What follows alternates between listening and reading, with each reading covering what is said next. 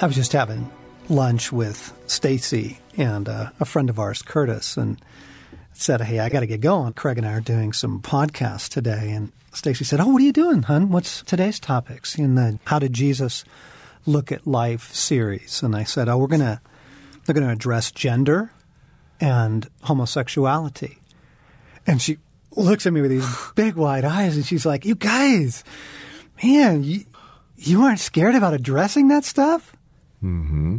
Oh, yeah. Why is it that this feels so delicate, so, filled with landmines? What's with that, Craig? Mm-hmm. Well, first, just so agree. If there's one topic that I just, there's something inside of me wants to steer clear of, it's gender and homosexuality. I think, John, for a couple of reasons. One, I mean, the whole tide of our culture and our age and our time just has one perspective on this. And for us to hold anything other than that is to be viewed as intolerant, judgmental, and just there's this assignment put upon you if you don't toe the cultural line on these things. Oh, it's so true. Hey, friends, welcome to the Ransomed Heart Podcast. I'm John Eldridge, and with me is Craig McConnell. And you're jumping into a conversation that we're having about the conversation we're about to have. And, the tiptoe, walk on eggshells, don't bring it up. Issues of gender, masculinity, femininity, are there gender differences? Is that important? And then into, well, then what about issues of same-sex attraction, issues of homosexuality? And I just want to say, gang, we're not wading into this to try and pick a fight. The Scripture offers us life, and we're chasing life. We kind of began this whole series by saying, look, if we can find the way that Jesus looked at the world and we can begin to align our convictions and our perspective, our worldview with his, it's not going to result in hatred, fear, or oppression. You don't see any of that in Jesus Christ. Mm-hmm. The people closest to him said things like, you alone have the words of life. So we're coming into this with the posture of let's find God's perspective on this stuff so that we can find life, not so that we can provoke ill will. Mm-hmm. Mm-hmm. Yeah. Jesus said, I am the way, the truth, and the life. And somehow those three are just linked. Truth, life, they're just linked in a way to relate and live. Okay, you can't pause. I have never linked that before. Mm-hmm. I mean, linked. I've never used that. Craig, that's brilliant. Like, we hear these religious sayings, right? These verses, we get numb to them, right? I am the way, the truth, and the life. And I've never looked at it, Craig, by saying those three are linked. That you can't abandon truth and find life. You can't abandon, the way and find truth. You can't. Yeah, that's brilliant. Yeah. Just, hey. Just bringing it to the masses. Yeah. Why don't you go ahead and I'll just throw some stuff in occasionally. Yeah. You know what? I'm driving over here and I'm thinking about the gender. Let's start with gender. Does Jesus believe in gender differences and how important are those? And I was thinking to myself, Craig, I think the reason that this just, I can feel the knee-jerk reaction of people. I think the reason, if I understand them, their concerns are twofold. First, people don't want to be put in a box. If they hear us talking about masculinity, femininity, there are these distinctions and they're God-given, they feel like the next sentence is, therefore, you guys have to ride ATVs and wear Carhartts and use a chainsaw, or, be lumberjacks or offshore oil rig workers or something. Yes. I think the first fear is it feels like if we admit to that, it's going to lead to something. They're afraid to acknowledge some of the teaching in Scripture on this because they're, afraid it's going to lead to some sort of oppression. You're going to put me in a box that I don't want to be in, Or it feels like the other concern is, there's going to be some kind of discrimination. We're going to be denied opportunities, by allowing for gender distinctions. We're going to set the course of human rights, and obviously in particular women's rights, back a century. Mm-hmm. And I just want to say, not necessarily. Right. Not at all. I mean, that those two things don't go together. No more than, people saying, look, as a community, we just come to the agreement that, driving 110 on the freeway is irresponsible, and everybody goes, that seems reasonable. Let's set a speed limit, and it doesn't result in massive hatred, oppression, people being imprisoned. Gang, just because we want to address these things doesn't mean that the outcome of this is some sort of oppression, discrimination. Mm-hmm. You're going to be put in a box. So let me say this. Maybe this will help our friends. We believe there's gender differences, and we believe that that's what Jesus believes, and we want to try and show you that in Scripture. But gang, we think that can be expressed in all kinds of ways. Some girls are more tomboyish, and they want to play sports. They want to ride motorcycles. They want to go into careers that may have looked traditionally male. They want to be attorneys or brain surgeons or whatever. Far out. That's great. That doesn't. A doesn't equal B here in terms of, acknowledging distinctions. We're not looking to try and put people into these, rigid categories. Of course, there's different expressions of masculinity and femininity. Mm-hmm. What's the first thing you would say about gender, John? I went right back to Matthew 19. I think this is crucial. We actually started our series way back when. How does Jesus look at things? How does Jesus look at life, the world? With this, and it's the issue on the table at the time was divorce, and they were trying to trap Jesus into saying things about divorce that would get him on the wrong side of the law, so to speak. And Jesus said to them, listen, haven't you heard that in the beginning the Creator made them male and female, and said, for this reason, marriage. A man will leave his father and mother and be united to his wife, and the two will become one flesh. Okay? And therefore, what God has joined together, let not man separate. In other words, Jesus is looking back to Genesis 1. Jesus is saying, gang, there is a design to the universe. There is a design to humanity. There is a design to gender.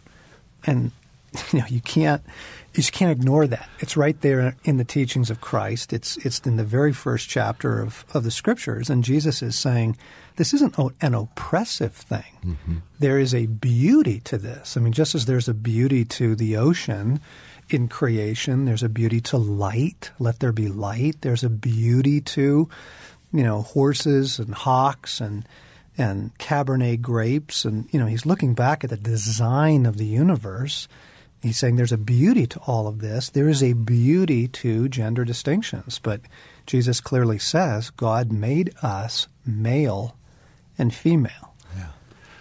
It's not a creation of culture. Right. This is an absolute. Exactly. This is universal. Right. These, whatever it means, the distinctions are authored by God. Yes.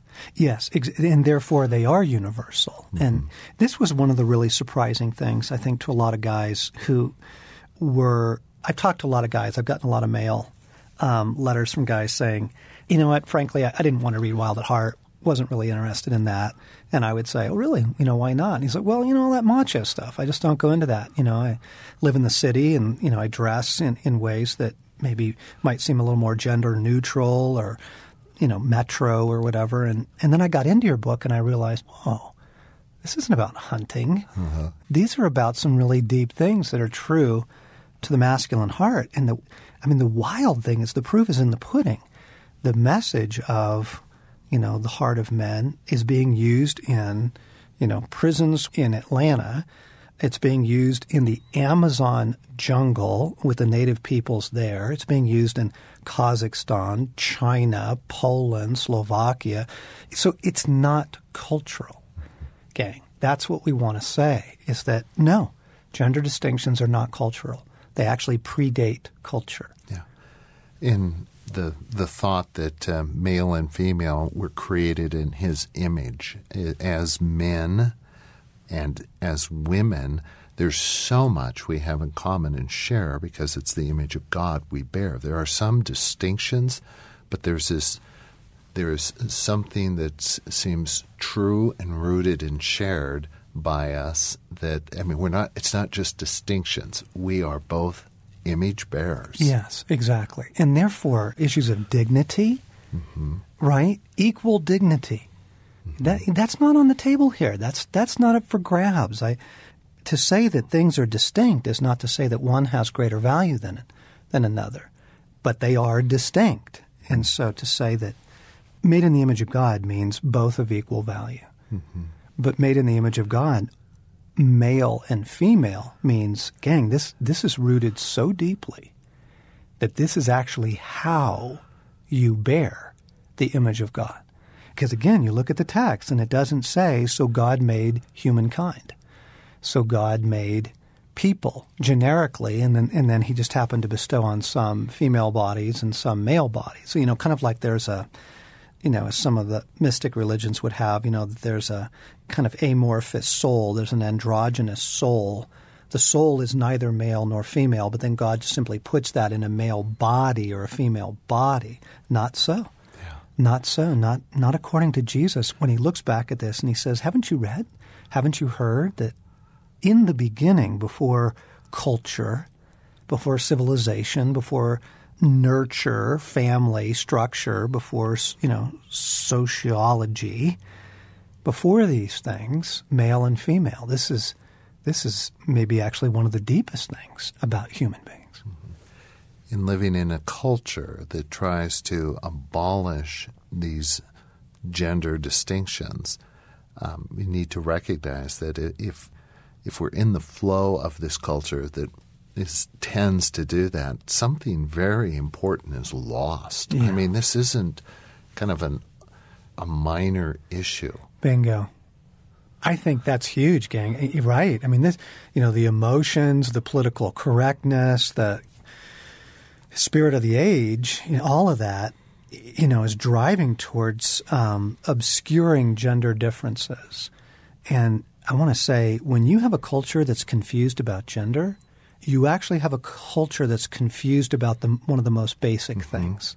This isn't a side issue. This isn't a culture wrestling with, some of the nuances of neuroscience or space travel, nuclear fusion and energy resources.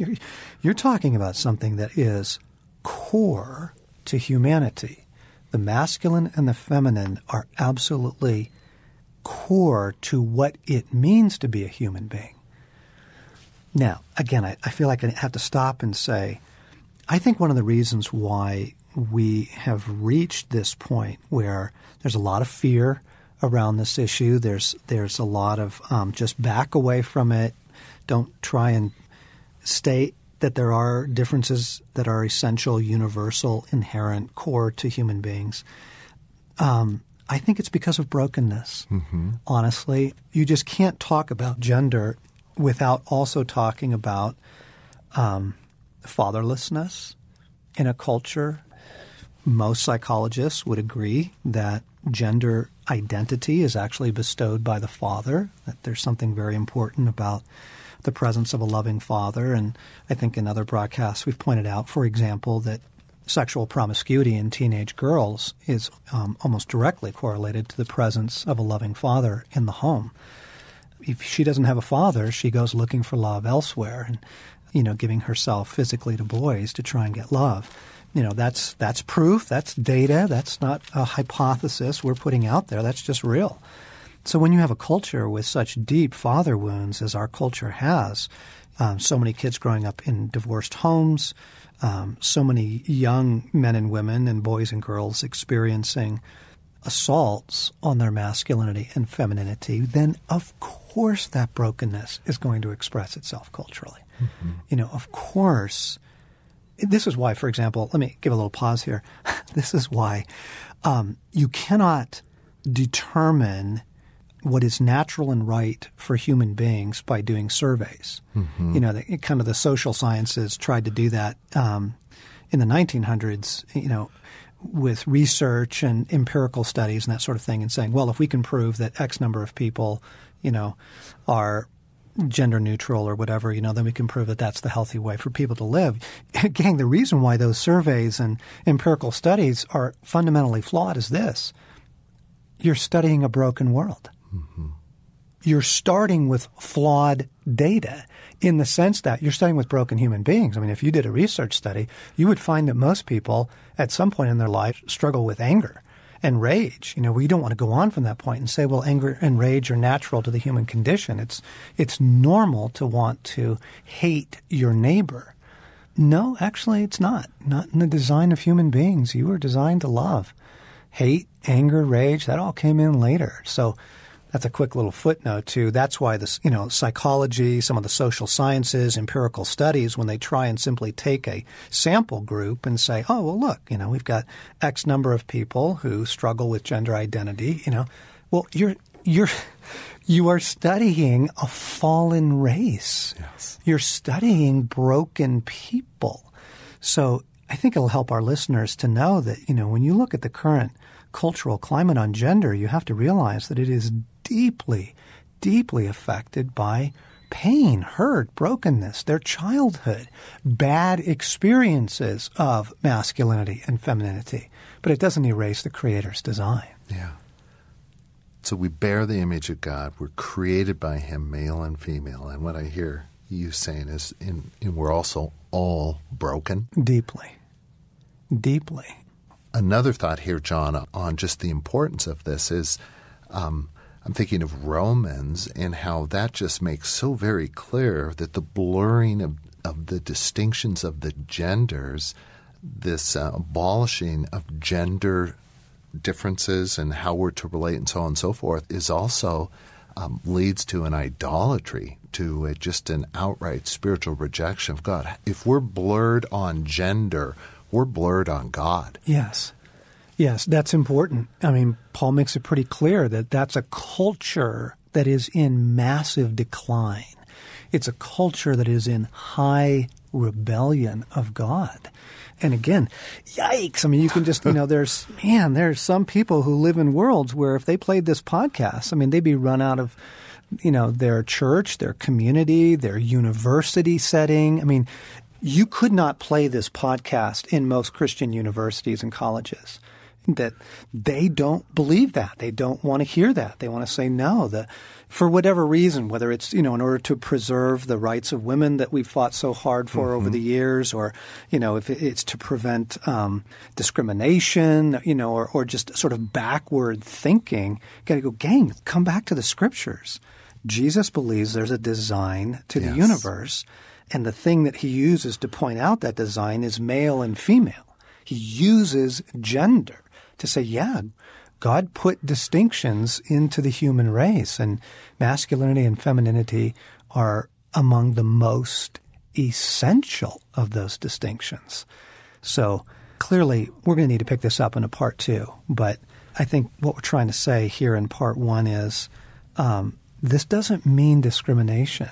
Out of a love and concern for either men or women, you don't have to blur distinctions. You start doing that, Paul says, you're actually blurring the image of God, which is clear. Jesus believes that. Genesis teaches that. So this is actually a great part of human dignity that's been assaulted over time by evil, sin, and brokenness, and sure, culture and oppression and those things. But the design itself is beautiful. We're going to come back to this in a second podcast. For more, we always invite you to come to our website at ransomedheart.com or our Facebook page. And we'll just pick this right up next week.